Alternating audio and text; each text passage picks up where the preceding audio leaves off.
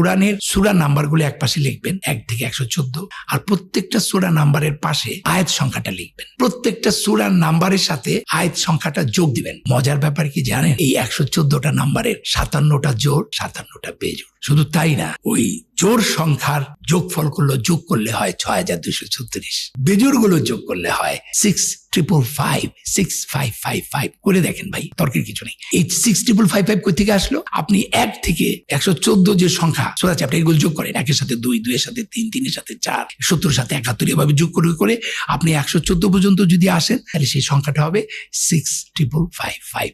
তাহলে জোড়াটা হচ্ছে 6236 আর বেজোড়টা হচ্ছে 6555। শুধু তাই না, এর পরের যে ঘটনাটা সেটা আরো ভয়াবহ। Very very interesting mathematically. এই যে যোগ করার পর সেই নাম্বারের রিপিট গুলো একসাথে করেছি, আনরিপিট গুলো একসাথে করেছি। এই রিপিট নাম্বারের যোগফল হচ্ছে 7906 আর আনরিপিট নাম্বার যোগফল হচ্ছে 4885। এবার 7906 কে 4885 দিয়ে ভাগ দেন, it is 1.618 golden ratio. Can you imagine? আপনি চ্যাপ্টার আর ভ্যাস নাম্বারকে যোগ করার পর রিপিট আনরিপিট করে আলাদা করবেন, তারপর রিপিট নাম্বারগুলোকে আনরিপিট নাম্বার দিয়ে ভাগ দেওয়ার